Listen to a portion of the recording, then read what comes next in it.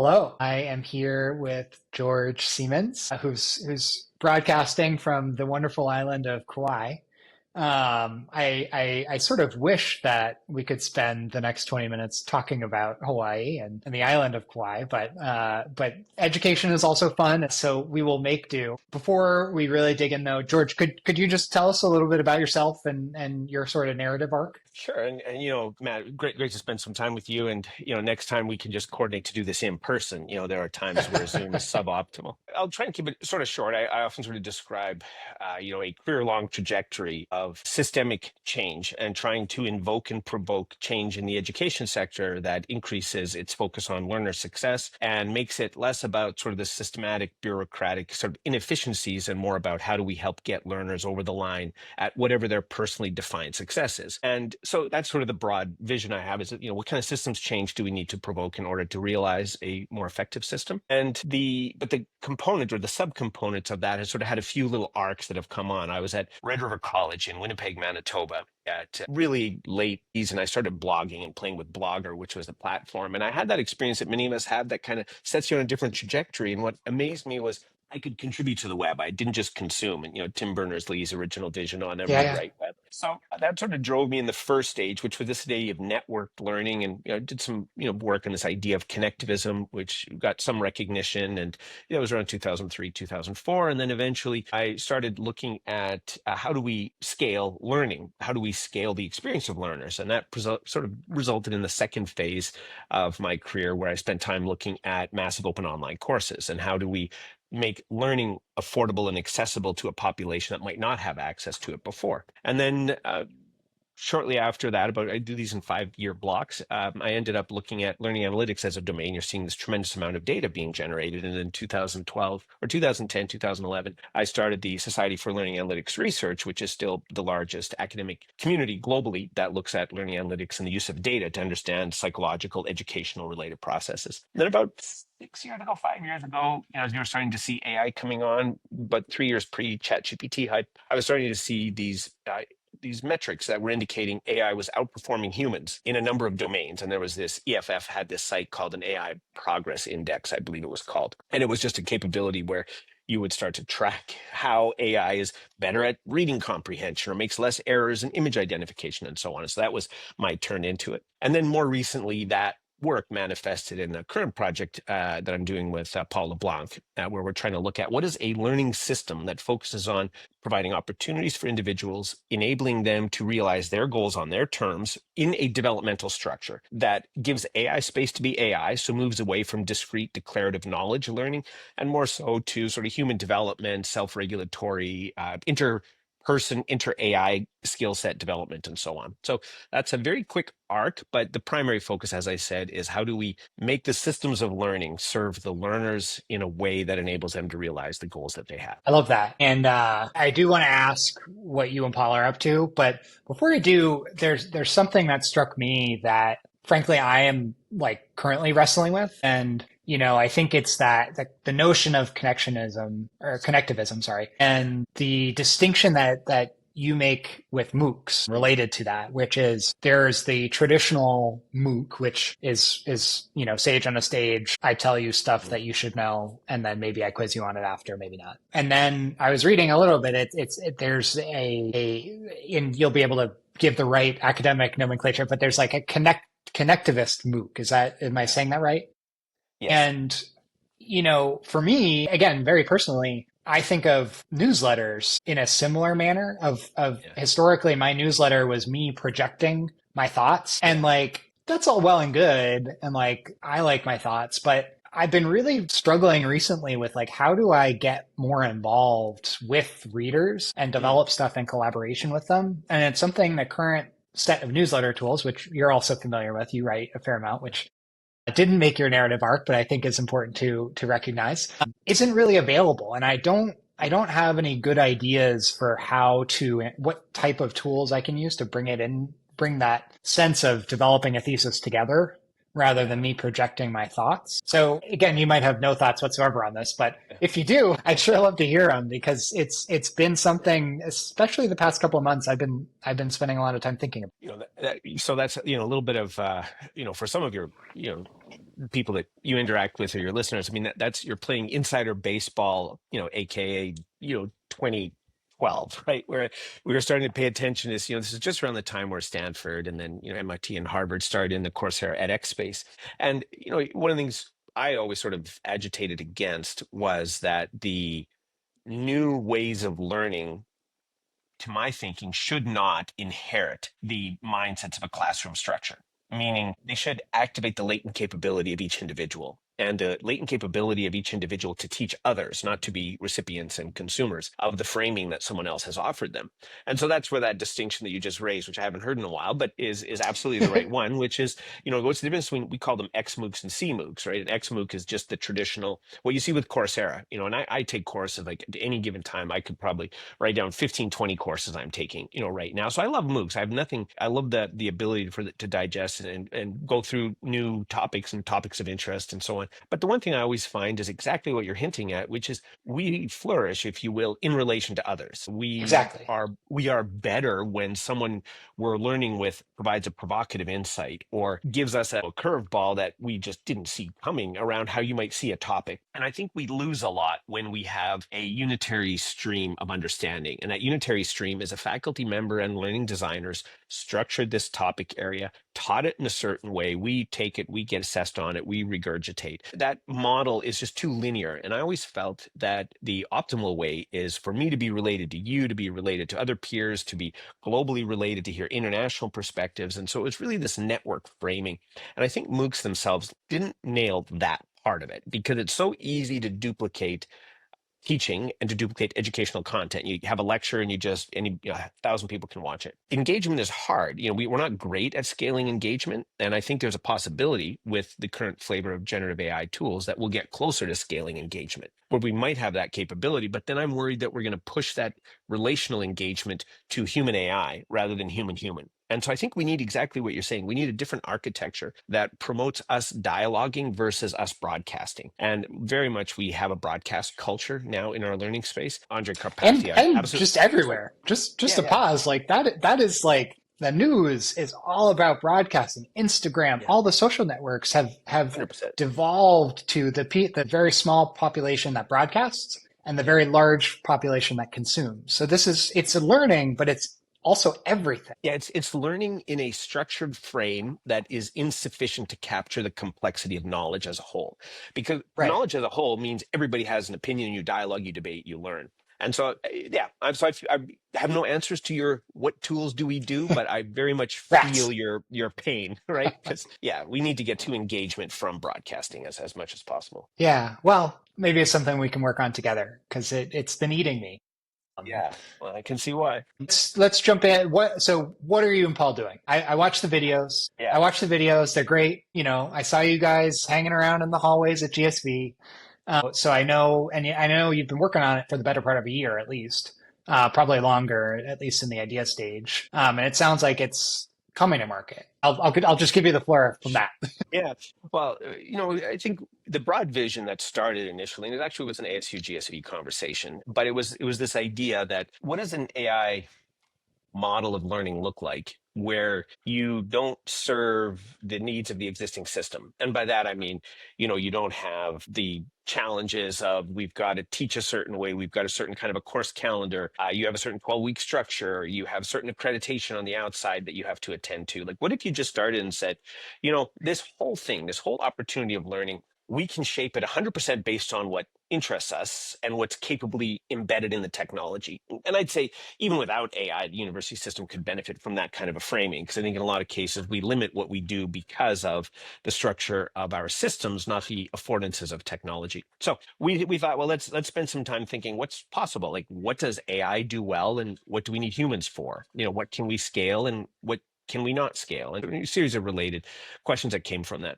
And so we eventually settled on, I think knowledge is cheap these days. It's so I agree. easy for someone to create you can go to O3 now. I mean, that's in a week it'll be something else. But right now you can go to O3 and say, hey, run through this open courseware initiative, these set of links and articles and videos, and create a detailed study plan and extract sort of key salient points. And it'll create a study plan for you and move you through it. So the idea of doing the thing that the university system does, which is create a certain kind of a model of, or a certain representation in my neuronal structure that matches to sort of the broader structure that the other system, the educator had, that's an expensive process. And so we were like, let's let AI do that. So if it's computation, if it's discrete knowledge, the things that AI can outperform us at on any of the scales, we maybe don't want that quite central. So we said, all right, what is central? And so we spent a lot of time building sort of called our three-legged stool. We know you need skills and knowledge in order to actually get a job. So you can't walk into IBM or Amazon or wherever, Meta, and say, hey, like, I'm a really great person and I'm really good at hanging out with my peers. And they'd be like, well, you're kind of not going to get a job here. So we know you need skills and knowledge as a pathway into opportunity. So we're not trying to diminish that. But I do think over time, if the current whole trajectory of AI holds, that requirement will diminish. It'll become less and less critical.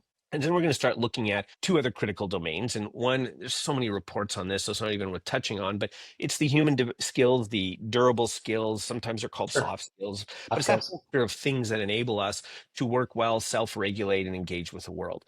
And then the third leg of the stool is essential personal wellness, right? How are we in the world and are we taking care of ourselves? And so we feel that we wanted to create a human development platform that attends to sort of the holistic in all parts of ourselves. So that was one criteria. We particularly focus on, like I said, if knowledge is cheap and easy, we treat a model of computed curriculum where we use a graph database, which holds the semantic layer of what learners need to know. And we compute the curriculum in real time when a learner logs on and starts learning. So we don't have pre-structured content and courseware. We instead look at the profile and attributes of the learner, the state where that learner has achieved success in the knowledge graph, where we've known they've achieved certain things, and we can start to personalize and drive an experience that bridges their profile attributes with their related stage in the program. So quick example, we do a fair bit of engagement around wanting to know our learners well. We collect some data and learners who they consent to this process, obviously. So we're very clear, like, this is the exchange you're making. We're going to understand certain things about you so we can personalize to that. So if someone comes in and we find, this individual, they've consented for this level of analysis, that maybe doesn't have extended periods of focus, some attentional challenges, but they have a particular goal in terms of where they want to go in their career, and we have these various data points, we can then say, all right, we're going to provide slightly shorter learning sessions. We're going to layer in, because we don't just want to attend to someone's attributes, we want to develop them. So if you have issues, say, with attention, we want to help you sort of better manage and coordinate your focus and so on. So that's largely the model and the process that we've taken, is we want to build that whole learner. And we're really trying to say, what does AI do well? What do humans do well? And then we have a second subcategory, frame it almost as brain one, brain two mindsets. One is, as LLMs gain in prominence, they're fantastic and they engage a lot of opportunities that we might not have had without them. But there's a lot of data science, a lot of machine learning work that's established, and we know how we can create predictive models. We know how we can make recommendations of who a learner should interact with, the content they should learn next. So we don't want to throw that work out. That's quality data engineering, traditional machine learning. So we're very much attending to that. But we're finding the neural network, the LLM work, allows us to have an interface to the learning process that does a better job of attending to that individual learner's needs through personalization of cognitive attributes and so on. Right Okay, there. sorry. Just want to frame that. And that's roughly the structure of our goal, is creating a learning experience that does that, whether you're learning Python, whether you're learning data engineering, or whether you're learning ancient civilization or whatever else. We're really trying to drive that kind of data-centric, personalized, and dialogic learning where you're directly engaging through, use the word tutor, but that's the low-hanging fruit in the landscape. It's really about the overall system, and fundamentally look at it as a learning operating system that combines a profile of the learner, data models that have been well developed traditionally, the use of dialogic engagement, and the ability for us then to provide timely interventions that move the learner toward whatever their goals are. So in the sense that AI is an enabling helper for our goals, and we're really targeting Plan B learners, those that are not served by the existing university system, those that need some additional support in realizing whatever it is that they felt they'd like to achieve within their goals. So that's roughly the framing we have currently. I'm not sure if there's particular elements that are worth a deeper dive, but that's roughly what we've been working on over the last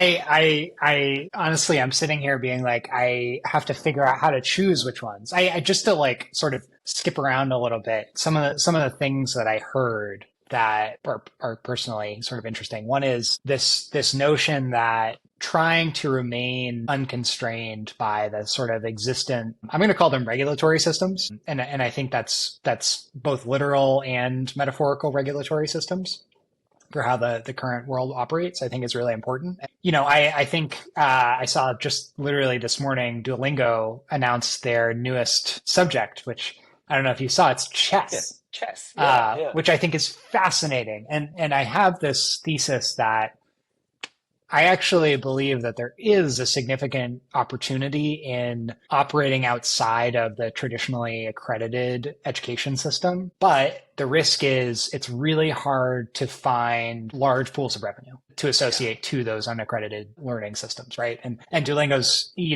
probably the most interesting example of that, right? Of that, they have their venture capitalists have funded a consumer motion that is arguably not repeatable in today's interest rate environment. So it's Yeah. it's a little bit like they took the door and closed it behind them, which is interesting. So there's something super interesting there that like, you and Paul know the current system better than most people operating in this field. I think it's fair to say that. And yet you're choosing to say, look, this business might not be that interesting if we are trying to retrofit an AI system into that set of regulatory constraints. Again, I don't want to put words in your mouth, but that's sort of what goes through my head as I hear you sort of walk through that.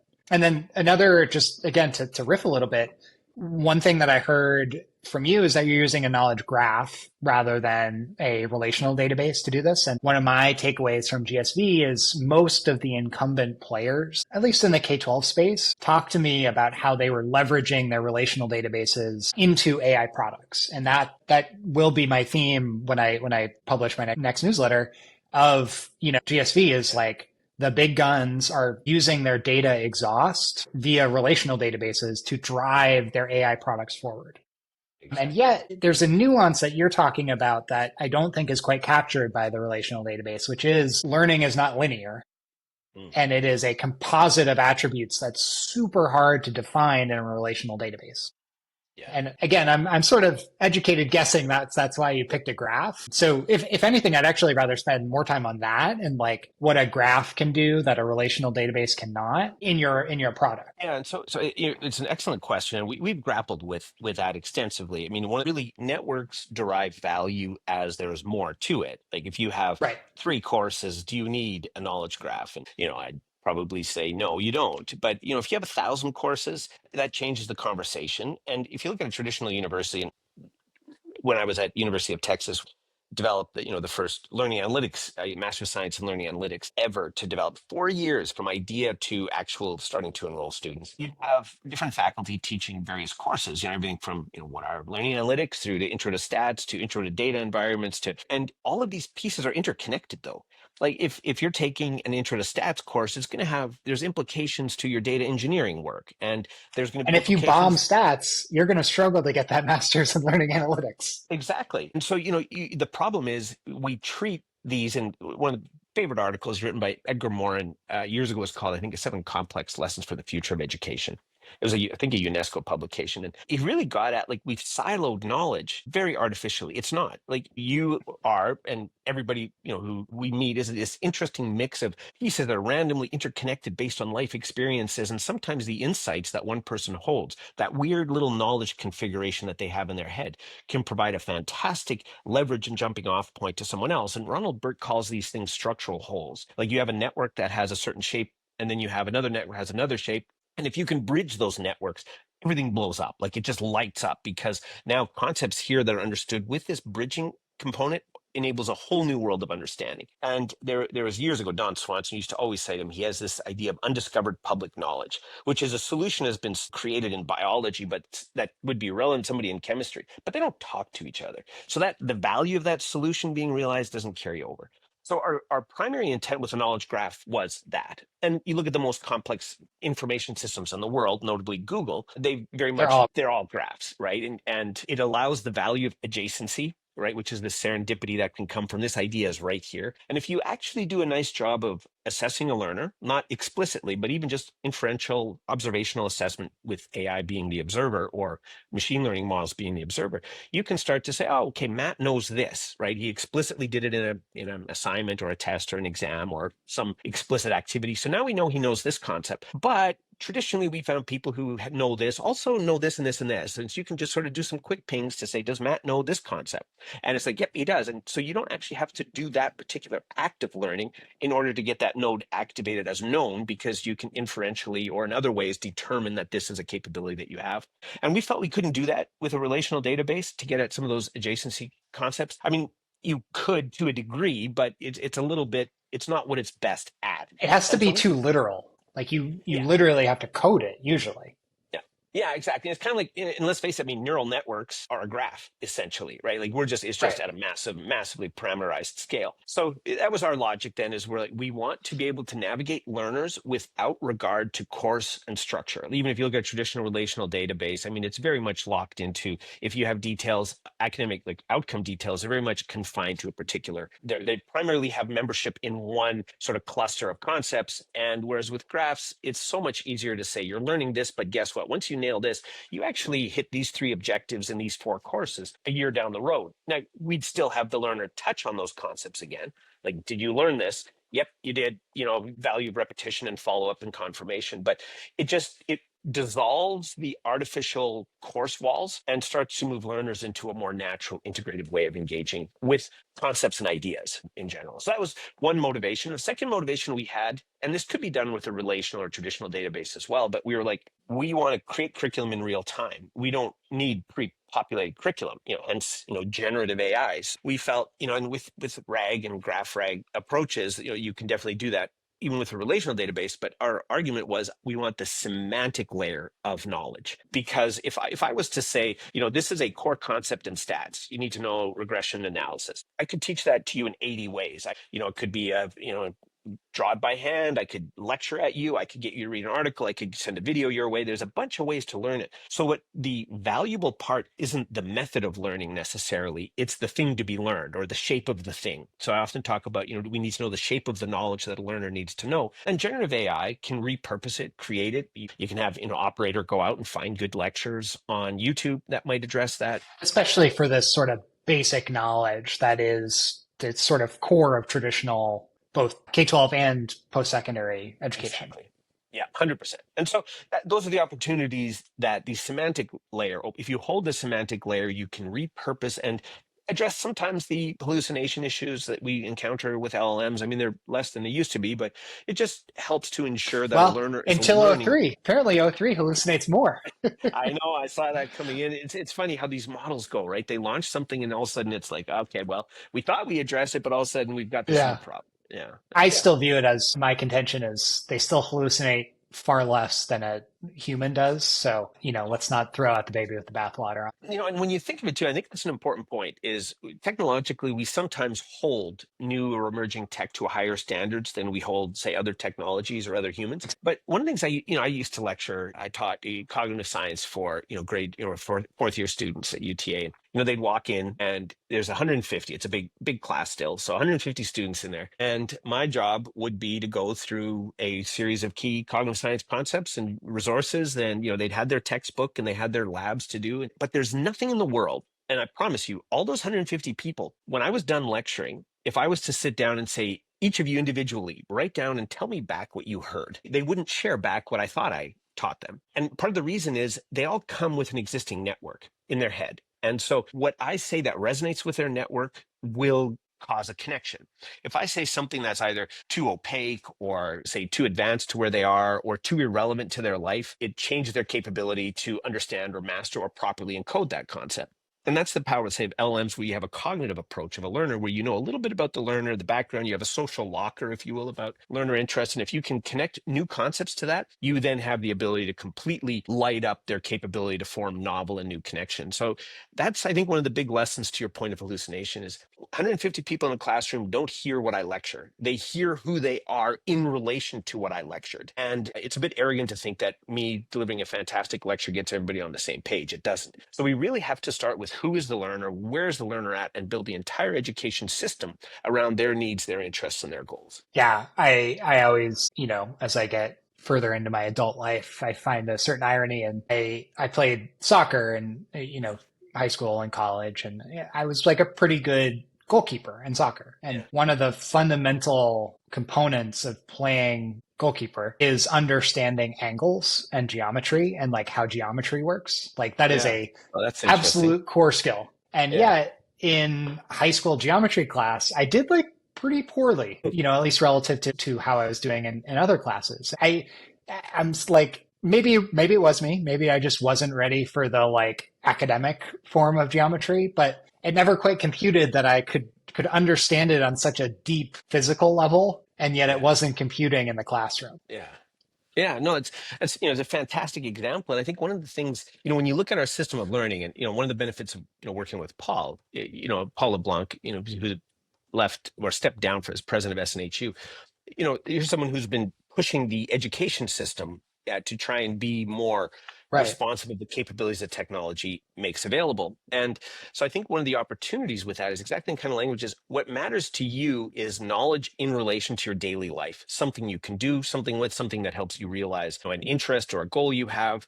And I think one of the again the benefits of that systems level angle that Paul brings to the equation is that recognition of how do we shape and structure it so that it properly intersects with other key functions in society. You touched on this in your first question that we sort of abandoned a little bit, which was, what about non-accredited programs and learners, and what is it they need, and what does a clean start, like a clean slate white sheet model of a university look like? How do you manage to address some of those needs? So you do still want to be relevant in the lives of a learner, but you have to be relevant in the shape of society. If Google or Amazon or whatever organization doesn't care about the skills that you're graduating learners with, you're going to have a problem. You're going to just be a consumer app that people play with. And so we're very interested in the idea of a learning model, learning system that does at scale that simple example you just gave, which is teach it to me in a way that's relevant to my life on the soccer field, in the net, understanding why angles matter a lot, didn't care about it in school. Teach it to me in such a way that you can trigger those latent capabilities that you have and interests, and eventually put them in touch in a community of others. We're very much wanting to let AI do what AI does so that we can turn our attention to what humans do. And that's be in community with one another, be in social dialogue with one another, build together, think together, create together. And we have a heavy focus on, being in good relationship with yourself, that sense of mental health and wellness. There's been so many reports now, Dartmouth report from Dartmouth came out 2 weeks ago that basically said, AI performs and exceeds a human level therapy type of a role. Okay. And so that's a significant factor. There's a point where it gets dark, like where you hit a threshold and then actually the returns diminish and it gets worse. But we're recognizing that we can use AI in a way to advance our capability of humans, but I think most consequentially, to help us return to ourselves, to return to our community, human spaces, to be active in our world, in our lives in a way that helps us to be net forces of positive change in society. So not to be too crass about it, but I think this connecting this body of learning to society, I think is a really good way to frame it. And under the traditional constraints, like Yeah. the reason that most people operate under the traditional regulatory constraints that we talked about before is there is a $100 billion per year pool of money attached to it. Yeah. That's a pretty darn good reason, right? Operating outside of it, it sounds like one of the theses is just be extraordinarily sharp on what is immediately monetizable for the student in terms of like workforce skills. Yeah. What are some of the, and I know it's early days and, these things change and morph and twist. But like you described a little bit of a platform technology approach where you're building this student graph that I could imagine lots of people want access to. I can imagine it being a proprietary, more consumer focused thing, which is a little bit akin to what Paul built at SNHU. It's a consumer machine on some level. But do you have any theses for where the business comes into focus, or is that still a little bit further out? We spend a lot of time talking about that because being early is really as bad as being wrong. I mean, Sure. if you were to say what would education look like in 5 years, I'd probably have I'd offer a reasonably confident view of where AI will compress some of the discrete knowledge in the system, where it'll automate certain tasks where it'll increase workflows, where it'll free faculty, but also maybe have a labor market impact. And so I can probably say with confidence, perhaps, arrogantly, that I can see what 5 years out looks like. I have a harder time seeing 1 to 3, 1 to 4, because we don't know how the system will receive what's happening. Even now, if you were to, Sure. I'm sure you've heard all the joys of vibe coding and whatever else is going on, where people are just able I'm to a vibe create apps. coder. I See, don't know how yeah, to and break that's code regularly, but I can vibe yeah. code. See, and I think there's some dismissiveness of it, but people are like, well, yeah, but if you counter your first bugs, and you're like, well, yeah, but how do you think they're going to learn? Like that's how you're I going to love it. solve. I'm all in. Yeah, see, and I'm with you in that regard. So I'm saying we know there's capabilities there, but it's not quite having as profound a labor market impact as it's expected. And, just yesterday, I was hearing,